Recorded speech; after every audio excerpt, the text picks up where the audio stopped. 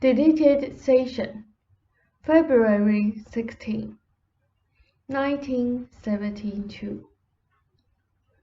Now, let me proceed at my own rate, and in my own manner. Your questions will be answered, but let me go about it in my own way, and not start out necessarily with question A. Some of these then will be in the nature of necessary review. Apropos of your own discussion earlier this evening, I have a few remarks. First of all, Rupert idealized you. As you know, in the early days of your marriage and courtship. The poetry to you clearly shows that he did not regard you in the same light as ordinary men. He did feel to some extent, after your move to Elmira, that you withheld leadership. This was twice the crushing blow, because he over-idealized you to such a degree to begin with. I told you some of this was review, but pertinent. He felt that when he had initiated action in the past, that it had not worked, and he was then afraid of initiating new action. So he kept waiting for you to do so. This mainly involved the idea of leaving your job, particularly as money accumulated in the bank. None of this was spoken, and he felt it disloyal. He felt that you would interpret any such feelings on his part as aspersions against your manhood.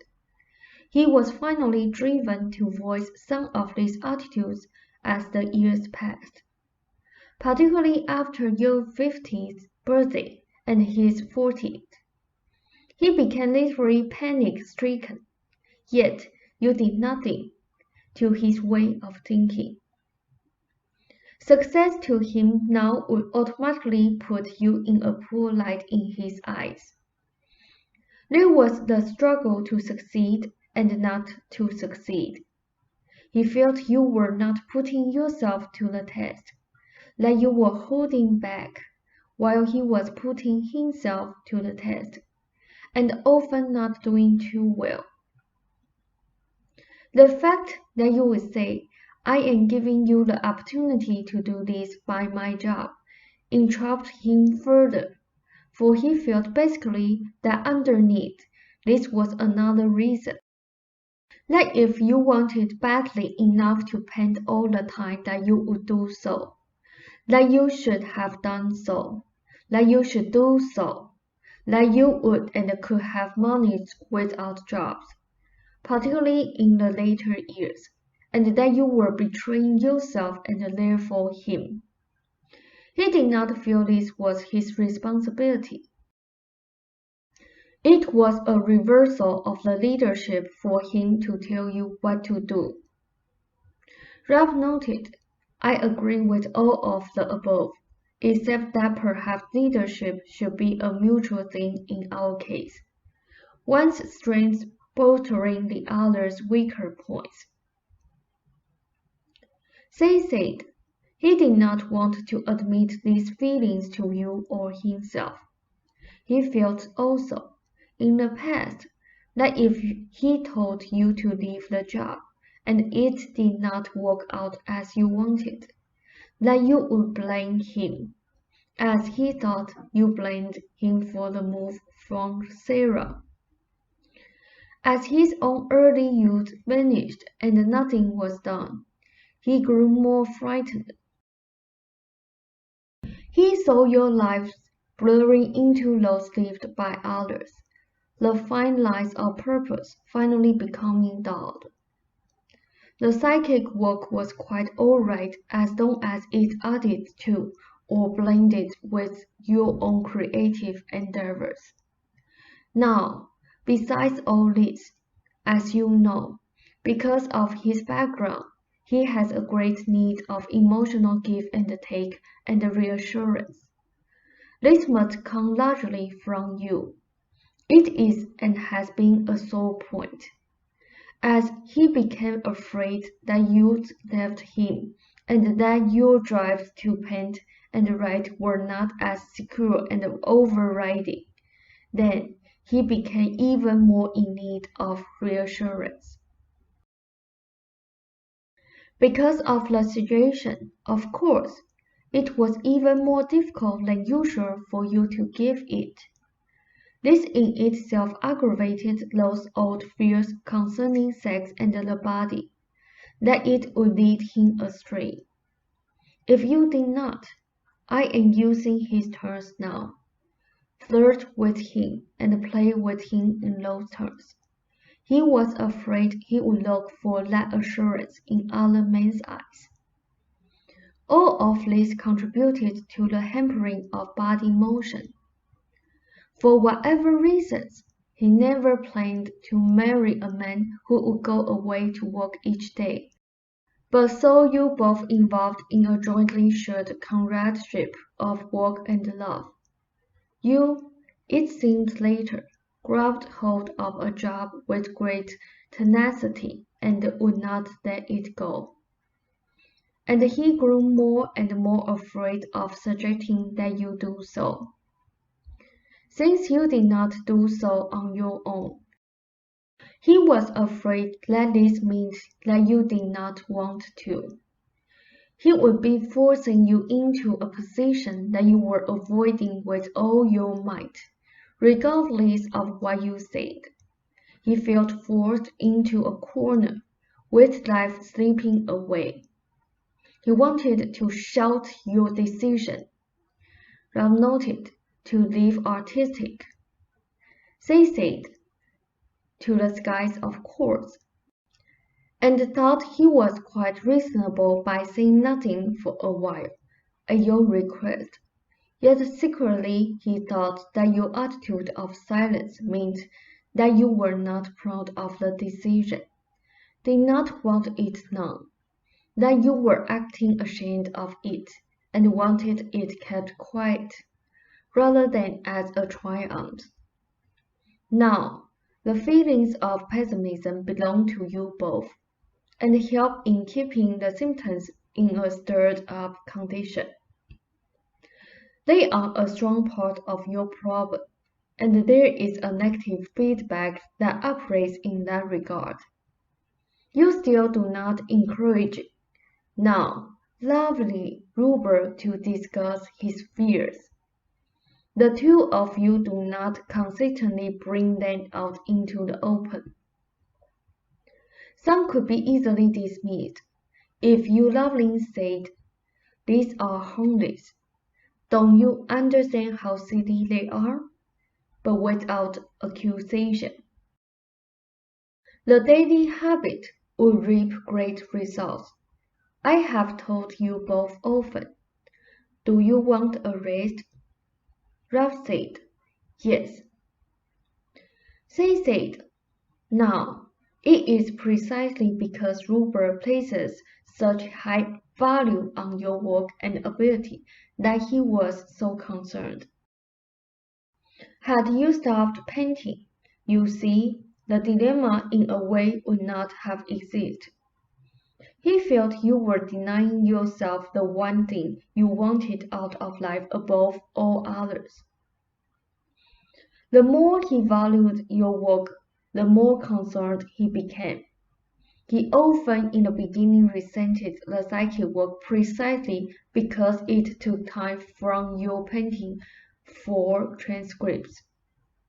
Therefore, behind all of this is his high estimation of your abilities and work, and his refusal to see you trapped so that you do not have full time to use them. He was angry at your mother for whatever ideas she gave you that prevented the full use of your abilities. One of the things Ruber resents most about your mother is her lack of understanding of the nature of your artistic abilities.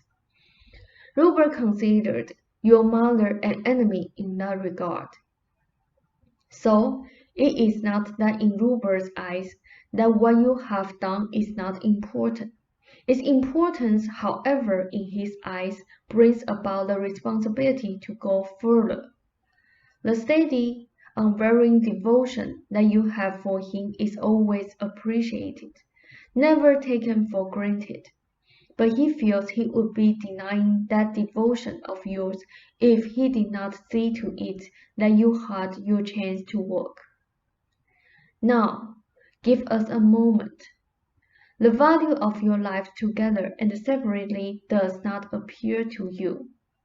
Your effect upon others, even before the psychic work, has been literally invaluable to many people.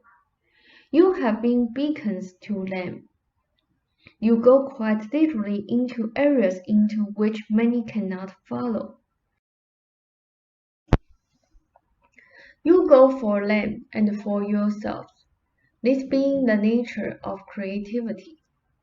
Your relationship alone, as unsatisfactory as it may seem to you at times, has served, and will, as a beacon for many who have not dared to try for so much, who have not dared to accept the challenges that you have accepted. All of these should be kept in mind, and I tell you so that you do not concentrate upon the difficulties, and find no merit in your lives. You are both responsible for the psychic development, and without your steady devotion so many, Joseph, would not have been helped. You do not know these people that have read the books and benefited. Now, we will take a break. Do not blame the good people. Rob said, okay. They said, now, with each book that Rupert produced, he felt guiltier that you were still at the job. He was afraid that both of you would become too timid as time went on to make the move that he felt you must take, and that the necessary opportunity would slip through your fingers. Regardless of the earlier over-idealization, he still thinks, you see, that you are unique among men. For true love allows one to perceive the sublime uniqueness of the beloved. Besides your own drive to paint, he saw you through the eyes of his own drive to create. He feels you also have a role to play in the psychic work that you could not play with a job. Now, a separate point. Returning now to a discussion of fears. Before you left for your trip, I told you of some Rupert's negative projections, and advised you both to discuss them. I remember the night well. You had a snack and went to bed, and that was that, and I spoke in stern terms. Because you made the decision to leave does not mean that automatically the negative thought patterns are relieved. When Rupert had fears about his physical abilities during the trip, before the trip, they were not thoroughly discussed, barely mentioned. Together, you should have seen that under the circumstances, they were natural extensions, in course, of past habit. Some of them ordinary enough concerns that anyone would have embarking upon a trip. About money, hardly dire and easily dealt with if aired. But he was ashamed of them. They were negative and to be hidden. Loving encouragement in getting rid of those who have taken care of the trip difficulties. Instead, he tried to smile and shove the trip fears under, and you let him. You both still lacked the communication of your desires and fears. Simple feelings go unexpressed. Now, there are reasons for all this. I will see that you get them. But in the meantime, you both can make an effort to express feelings.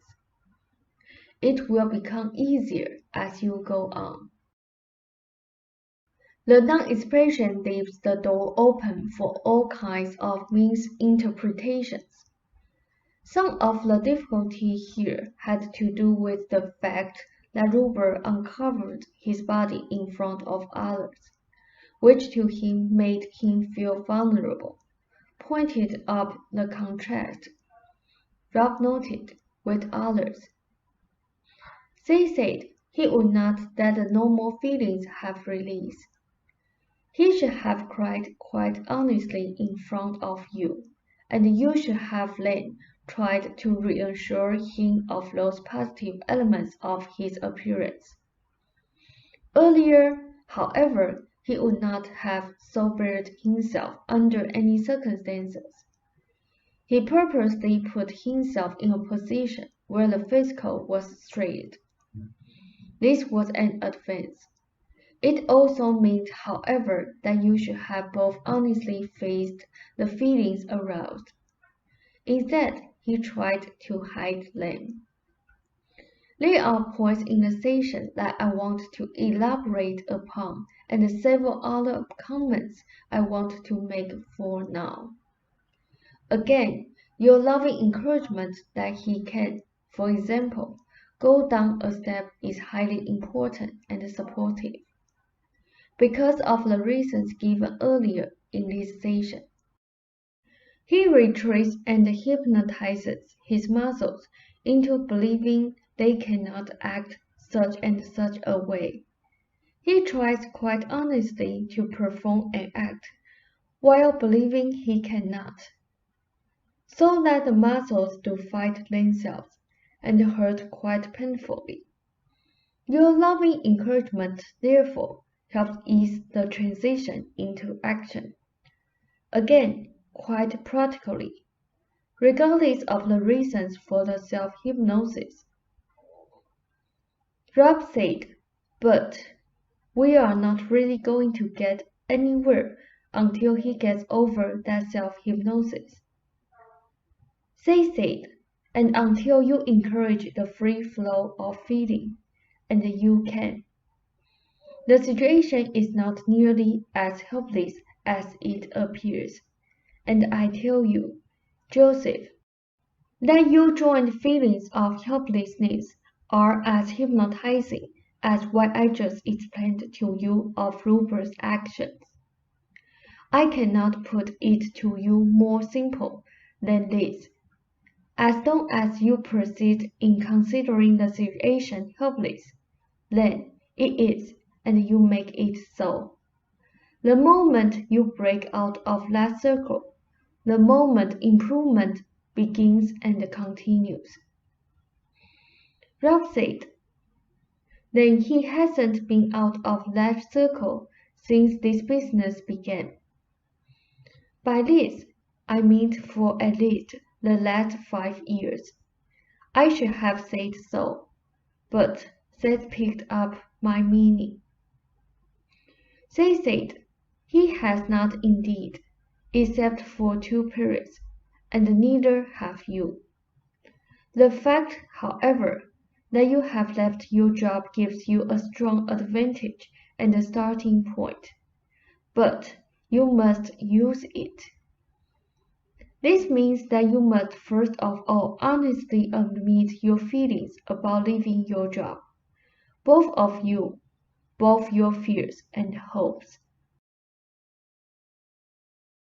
Then, it means that you do not waste time and energy in apathy or in crying over the past, but that you see yourself at last beginning upon a course of action that is highly important, and a course, incidentally, that many people are not graced to follow.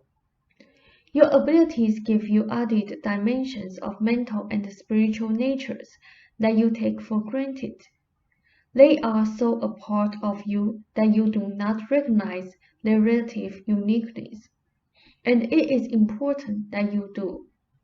Others recognize these qualities quite well in you, and their lack of them. It is highly important then that you try to sense this, be thankful for it, and not concentrate upon what seems to you to be the tragedy, that you did not use them fully earlier. Quite frankly, they are of such a nature that you could not bring them to fruition. This you and the Ruber should underline and remember. You could not use them as a youth fully any more than Ruber could have used his psychic abilities without gross distortion. Underline the last several sentences and take my word for it. Now, for tonight I will let you rest, but there will be other sessions, and I suggest that you follow the plans that you began today. Rob said, okay. Seth said, I bid you a fond good evening. Rob said, thank you, Seth. Good night.